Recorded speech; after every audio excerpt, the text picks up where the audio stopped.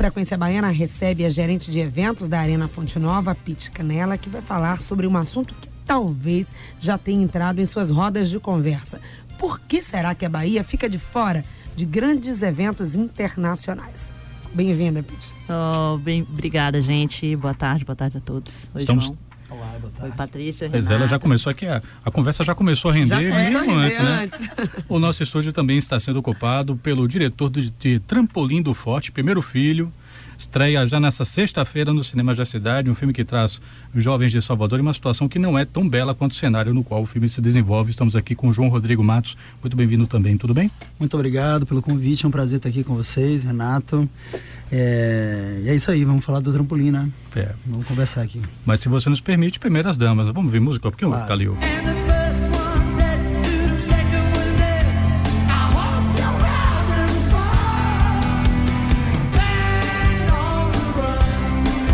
Vocês estão vendo aí Sir Paul McCartney, que meses atrás ficou aquele burburinho, ele vem para Salvador dessa vez e tal, acabou não vindo. Pra gente começar, acho que podia trazer talvez esse ponto mais pitoresco, né, do que foi esse ano. Ele passou em vários lugares, aí fica aquela mágoa, né? Mas ele passou no Ceará, como é que ele não passou por aqui? Pete, o que foi que aconteceu? Pois é, Bahia, o que aconteceu? Eu vou te dizer o seguinte, ele quase veio. A gente tinha uma data, a gente correu muito atrás. E a gente queria muito que Paul McCartney tivesse passado aqui, mas não deu. A gente estava a um mês da Copa do Mundo, a única data que ele tinha disponível era muito próximo, não da Copa do Mundo, da Copa das Confederações.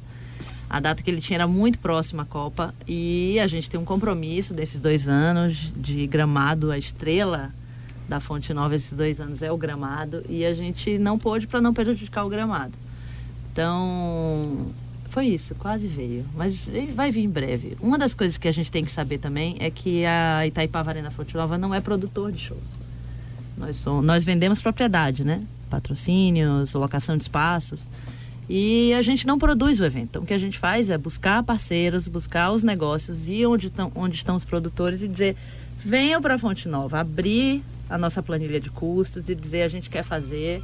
e fazer o cenário favorável para que os produtores tragam os shows para cá. E com essa abertura, como é que tem sido a procura? Já nesse começo de história da Fonte Nova? A gente tem bastante. A gente tem muita consulta de data. Muitos produtores de fora fazem essa conta. Só que Salvador não tem essa cultura do show internacional.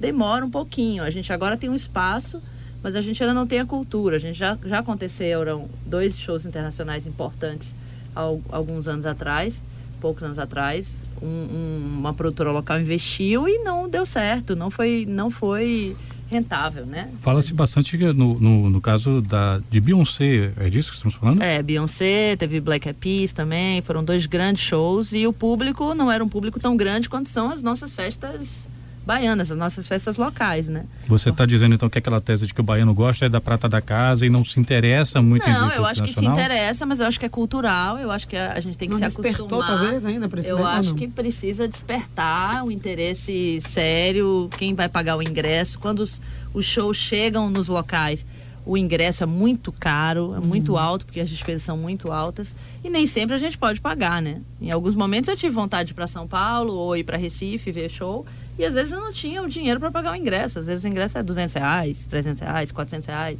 Aí eu quero ir, mas quero ir com meu filho, quero ir com o namorado, quero ir com... Aí não dá, quando você faz a conta, passagem, hospedagem, acaba ficando muito caro. Então eu acho que a gente tem que ver que é cultural, assim, vamos fazer o show, que preço de ingressos os baianos estariam dispostos a pagar para ter Paul McCartney aqui? Quer pagar quanto? Né? Se a gente está fazendo uma promoção para os jogos de futebol para encher a arena, né? A R$20 e R$10. Imagina um show é uma coisa um pouco mais cara, então... Temos todos que fazer um esforço coletivo para trazer os shows. Vamos falar mais sobre isso, como trazer esse show, como fazer também que a comunidade, né, enfim, que o soteropolitano, o baiano possa se interessar mais por isso. Agora, se a Bahia não recebe o mundo em alguns momentos, pelo menos em alguns momentos o mundo recebe a Bahia. E Trampolim do Forte recebeu um prêmio de honra em Lisboa. Nós vamos ouvir um trecho do trailer do filme, que tem atores como Zé Brito e Luiz Miranda. Crise de moralidade, onde as vítimas são a família. Oxe, menino! As crianças. Aqui eu posso sentir o cheiro fétido dos teus pensamentos. Tentação. Que história é essa, rapaz? Cadê minha mãe? Ela se picou e te deixou aí sozinho. Tarado, rapaz, o rei das criancinhas. Será que ela tá sonhando? Ela gostava tanto de sonhar, neném. Pois é, você ouve aí um trecho, né, desse trailer do Trampolim do Forte e vendo as imagens do trailer, João, assim, pelo menos eu, né, eu fiquei associando muito com esses moços do Araripe, que estreou uns anos atrás, e a referência acho que é quase que inevitável, né, pensar em Capitã de Areia, do Jorge Amado. Eu queria saber, na qualidade que você tem, é o seu primeiro filme, mas não é só o primeiro filme que você dirige, é o filme que tem escrito e dirigido, né, pelo João. Essas referências atrapalham ou ajudam na hora que você está escrevendo uma história nova? Na verdade, essas referências, no caso do Trampolim, se tornaram inevitáveis, assim, sobretudo em relação ao Capitão de Areia, né?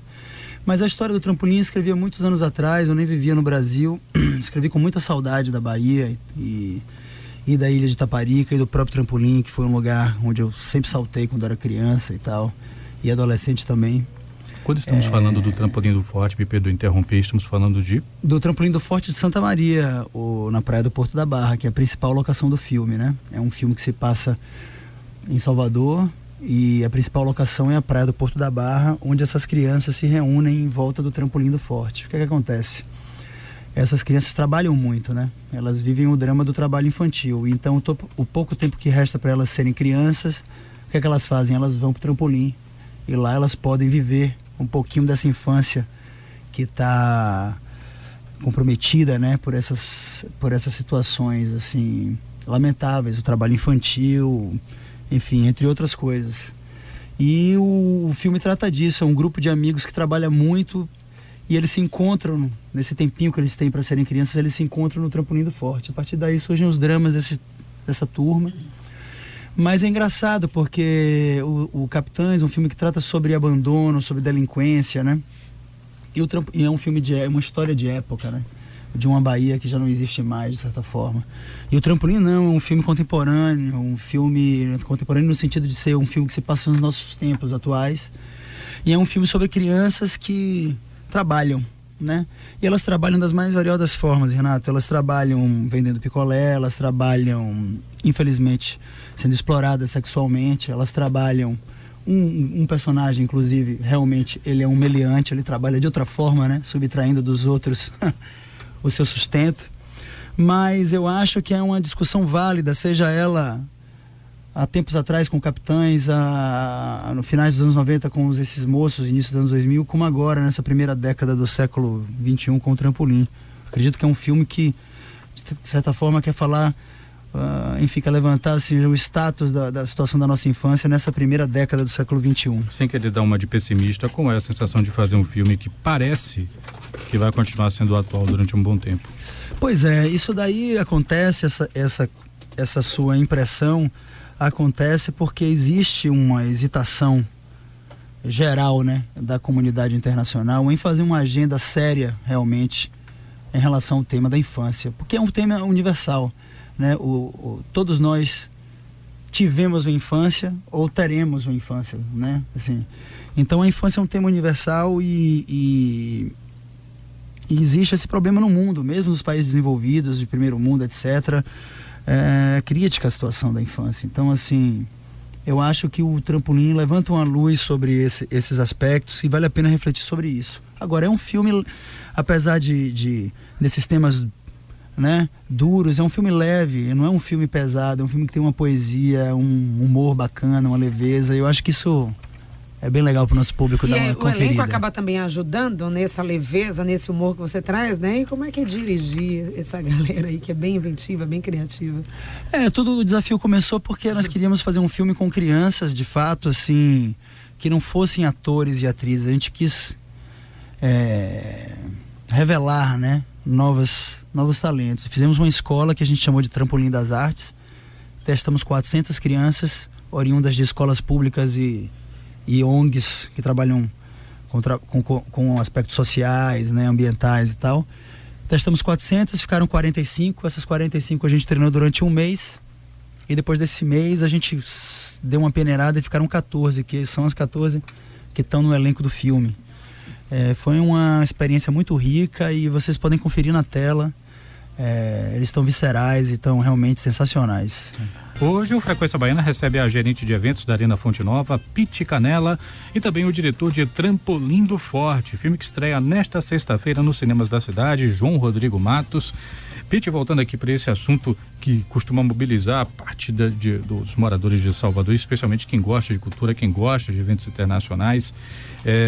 Tem um dos nossos colaboradores, inclusive, ele falava sobre a abertura da Arena Fonte Nova, que ele disse que ele sentiu dificuldade quando ele esteve na festa de abertura, porque ele achava que o som não chegava nas arquibancadas, né? E sentiu dificuldade, inclusive, de ouvir algumas coisas durante a cerimônia. Qual a avaliação que você faz, assim, do que deu certo, do que deu errado na festa de abertura e do que se conseguiu resolver desde então? Vocês já receberam festas eletrônicas lá, inclusive? Já recebemos. Bom, vamos falar da inauguração. Na festa de inauguração, a gente queria ter feito 2 eventos separados. Um, o início do campeonato, com o Bahia e Vitória jogando, o jogo oficial do Campeonato Baiano. E o outro evento, a gente queria fazer uma noite, uma festa de inauguração, como deve ser, parecido com uma abertura de Olimpíada, abertura de Copa do Mundo.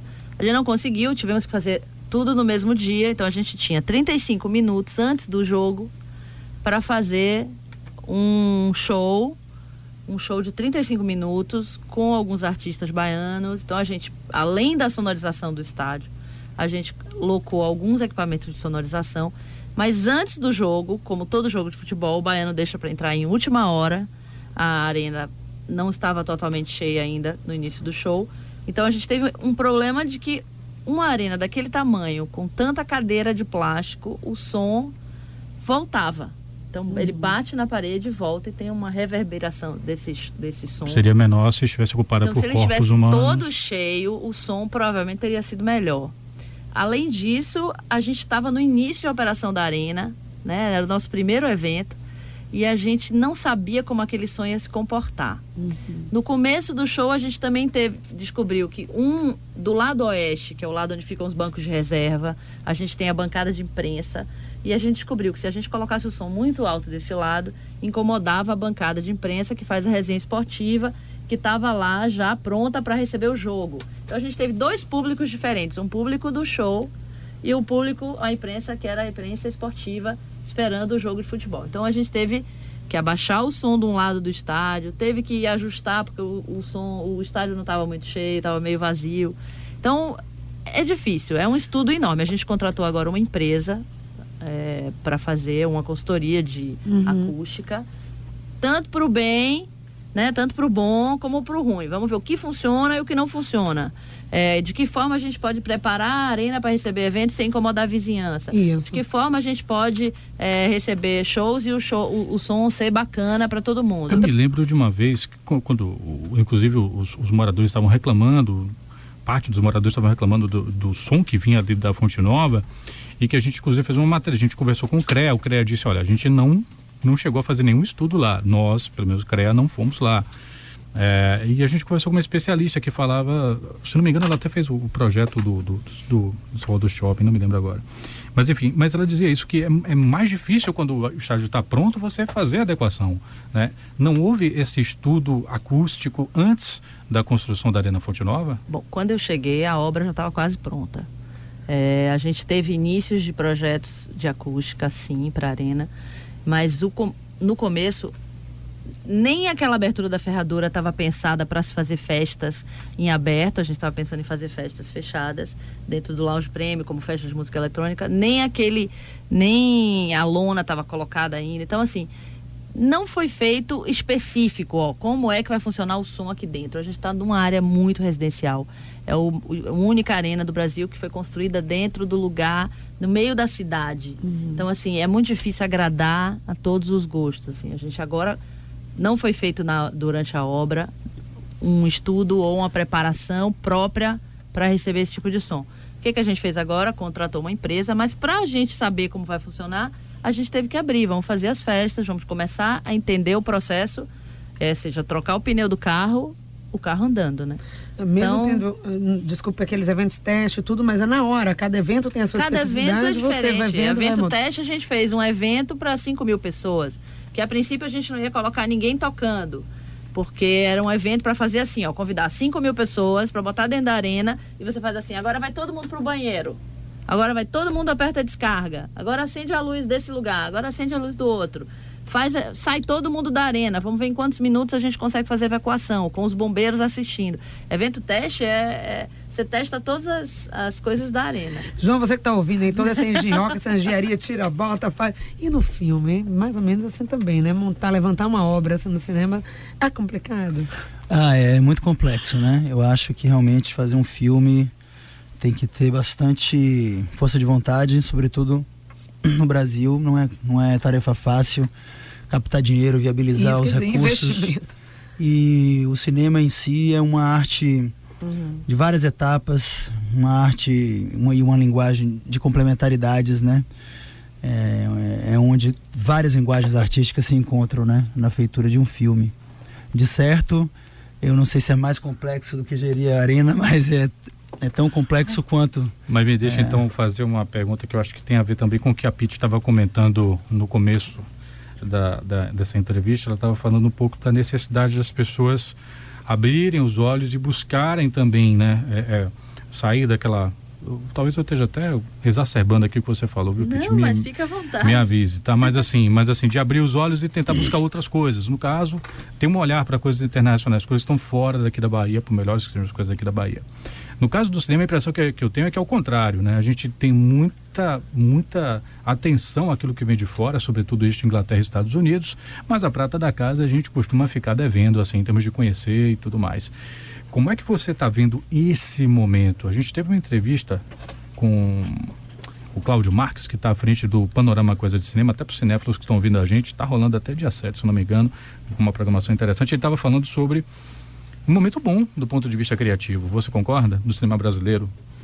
Sem dúvida. Desde a retomada em 95 foi um marco, e depois, no ano de 2002 para cá, as coisas vêm se tornando mais assim significativas, né? O público brasileiro voltou a ir às salas de cinema para ver filmes brasileiros, muito por causa do êxito de algumas produções como, Central do Brasil, Cidade de Deus, agora mais recentemente Tropa de Elite, né? Então, assim, houve um certo desbloqueio em relação a um possível preconceito que os próprios brasileiros tinham com seu cinema. O fato é que os recursos técnicos ficaram mais democráticos, assim, no sentido, ficaram mais acessíveis, né? Por exemplo, os filmes brasileiros agora não devem nada, tecnicamente, a filmes gringos, né? O nível técnico, estou dizendo do som, da imagem, entendeu? Porque antes havia essa coisa, né? Pô, o filme brasileiro tem um som ruim, a imagem é ruim e tal. Era complicado naquela época. Hoje não, hoje está tudo mais acessível, né, sob esse ponto de vista. Então o que é que nos resta? Nos resta agora a gente se sintonizar numa frequência e buscar os temas que realmente são importantes para a gente falar e que sejam importantes para o público também, né? Então nessa pegada vem uma nova geração de realizadores a isso, e na Bahia nós baianos respondemos bem a isso, né? De um tempo para cá, muita gente conseguiu realizar os seus filmes, Edgar Navarro, Araripe, Paula Ribeiro, Fernando Belles, Tunes Pinheira, é uma turma de uma geração anterior à nossa, né? E agora está vindo a nossa geração aí, rodando filmes, Sérgio Machado, Cecília Amado, Cláudio, uma turma, Henrique Dantas. Então, assim, eu acho que é um momento bacana e que cabe a nós fazer a coisa direitinho para que a gente continue, né? Um bom caminho. Falta a gente ir para a sala de cinema, né? Pois é, então esse é um grande momento. Quanto mais a gente frequentar a sala, mais o tempo do filme em cartaz. É uma coisa que essa é uma dificuldade de divulgar o filme, de colocar o filme para ser visto nas salas. O filme estreia dia 8, né? Queria convidar todos os ouvintes da Band News para pintarem no Trampolim, 8 de novembro nos cinemas da cidade. Um filme bem bacana. Um filme com Luiz Miranda, Zé Brito, Marcélia Cartacho e uma garotada incrível. Um filme que se passa na nossa cidade, um filme vibrante, emocionante, muito tocante também. E é isso. Eu acho que cabe a nós agora, como espectadores da nossa própria cultura, de certa forma, buscar isso também, né? O cinema brasileiro está chegando às telas com bastante dificuldade, porque o monopólio dos estúdios americanos, que agora não são nem tão americanos, são meio japoneses também, né? E fica complicado pra gente chegar. E tá aí, o Trampolim tá em cartaz. Depois vai para Aracaju, Rio, São Paulo e mais 14 capitais do Brasil. Então, um filme baiano rodando pelo Brasil e no momento ele está fazendo uma tour por 20 cidades da Alemanha. Agora, você fala sobre essa dificuldade para fazer cinema aqui no Brasil, onde você tem uma concorrência com produções internacionais. Agora, você fala, e eu ouço muitas críticas, por exemplo, uma dificuldade que algumas pessoas percebem, por exemplo, de você lançar um filme que não está enquadrado, por exemplo, numa dinâmica de grande distribuidora, de uma grande rede de TV, por exemplo, uma Globo Filmes da vida, e que isso acaba dificultando quando a pessoa não está nesse nicho, né? Qual é a sua leitura dentro daqui do Brasil? Existem gargalos para se conseguir fazer uma produção ser massiva minimamente? Ser massiva não, mas pelo menos ter público, né?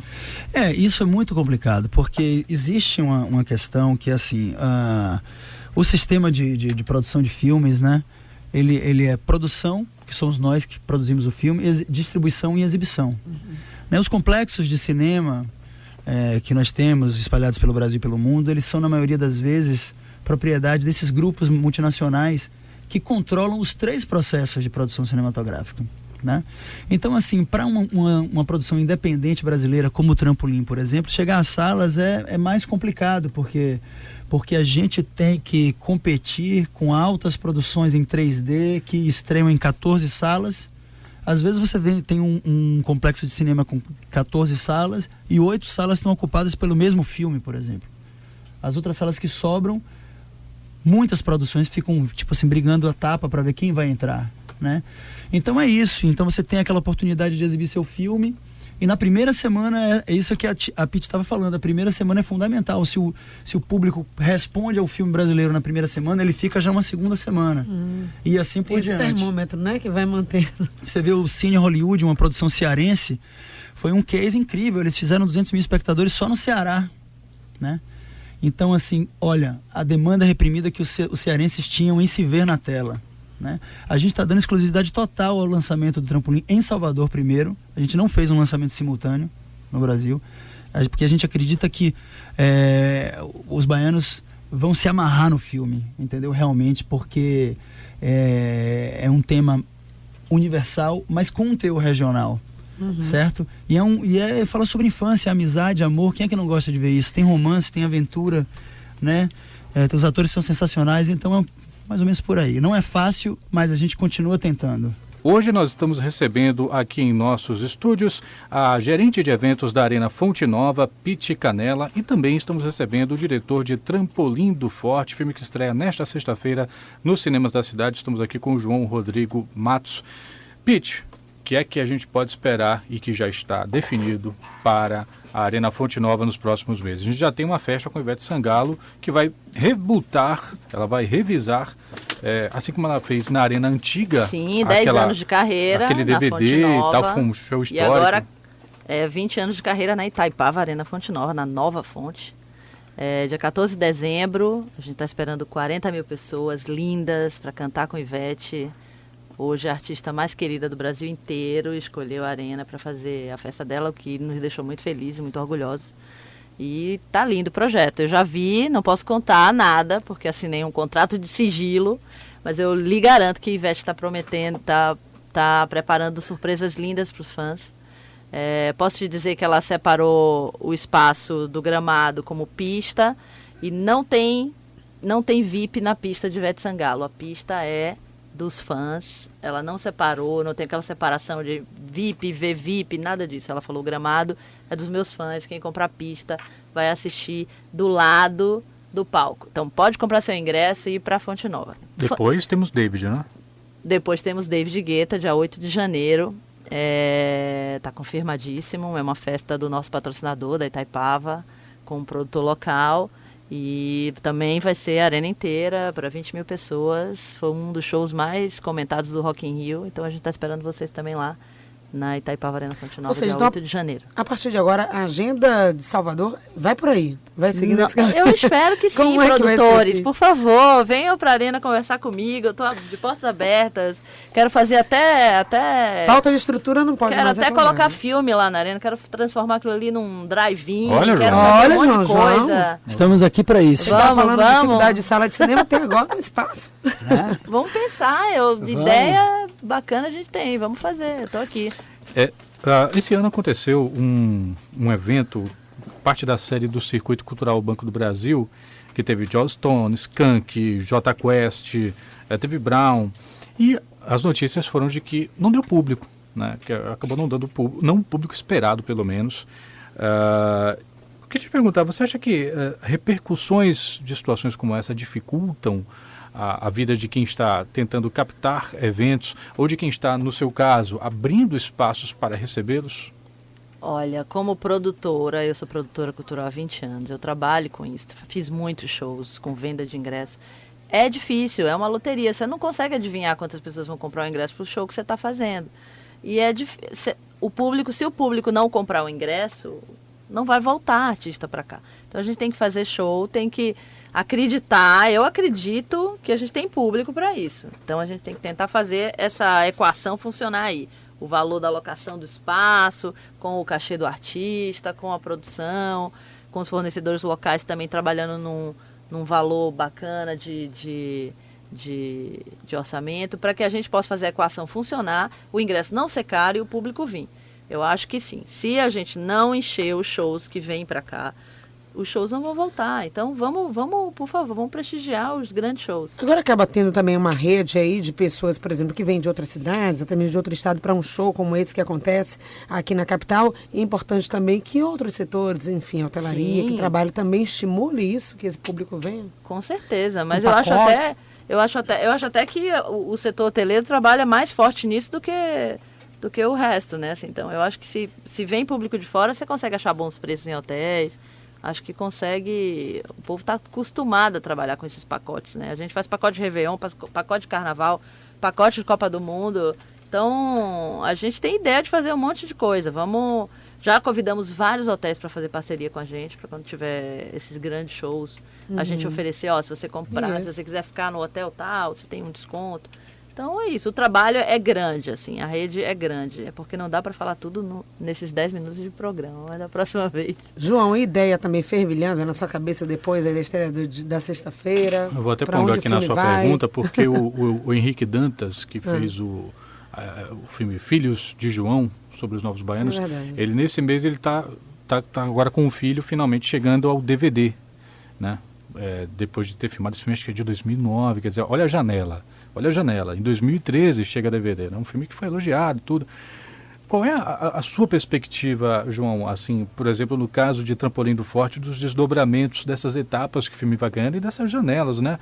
Da exibição agora, que você vai ter uma estreia do filme propriamente dita, para depois chegar no DVD e poder ficar acessível para quem quiser ver. Qual é a expectativa? O cinema tem essa coisa desse tempo superlativo, né? Muitas das pessoas que não trabalham, não conhecem esses bastidores, não entendem isso, né? A gente terminou o filme, o Trampolim do Forte teve a sua primeira projeção no final de 2010 na competição do Festival do Rio, final de 2010. E a partir daí levou 2 anos passando pelos festivais. Esse filme foi visto nos Estados Unidos, no Canadá, Israel, Angola, Alemanha, enfim, em vários países, né? E vai ser lançado em novembro de 2013, certo? E é isso. E agora a gente tem mais essa rodada pelas salas de cinema do Brasil, Salvador, Aracaju, Rio, São Paulo e depois mais 14 capitais. Ele vai rodar bem o filme, isso é muito bacana. E depois ele vai sair imediatamente o DVD vai sair imediatamente, a gente vai lançar pelo selo do Canal Brasil, já está tudo acertado. Então não vai ter essa demora que o filme do Henrique teve. Mas eu acredito que a gente teve a nossa demora também, que foi essa demora do lançamento dele no Festival do Rio, no Brasil. Depois ele teve uma exibição no Panorama Internacional aqui de Salvador. E depois ele ficou praticamente 2 anos e meio sendo visto por outras plateias do mundo. E os baianos e os brasileiros querendo assistir o filme. Então chegou a hora da gente comparecer, né, ao cinema. Nós que vemos filmes que se passam em outras galáxias, em outros espaços, em terras imaginárias, por que não ir ao cinema para ver um filme que se passa na nossa cidade? né? Na nossa praia mais linda e paradoxal, que é o Porto da Barra, né? E a gente pode rir, se divertir, chorar de emoção. As pessoas saem do filme num astral muito bacana. Então fica o convite, compareçam a partir de 8 de novembro no Cinema de Salvador, Trampolim do Forte. Tá certo, a gente conversou aqui com o cineasta que está agora com um filme novo. É o filme que ele está dirigindo e escrevendo, acho que mais autoral sua estreia é impossível. Você que trabalhou com o Manuel de Oliveira, trabalhou com o Navarro.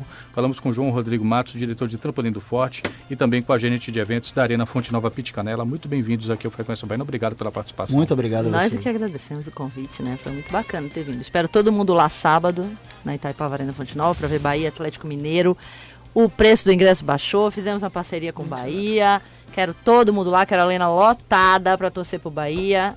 Quando a gente casa, a gente vai pro bom e pro ruim. Vamos lá, torcer pro Bahia. Só com aquela arena cheia que o Bahia vai fazer um monte de gol pra gente ver sábado. Olha aí o convite da Bora, Bahia. Compre o ingresso pra ver Ivete Sangalo, hein? Quero todo mundo lá. Famílias, comprem arquibancadas. Arquibancada pode sentar, todo mundo sentadinho, bonitinho. Fã, compre a pista. Vamos lá, todo mundo comprando ingresso pra ver Ivete. Linda. Eu vou. 6 horas e 11 minutos.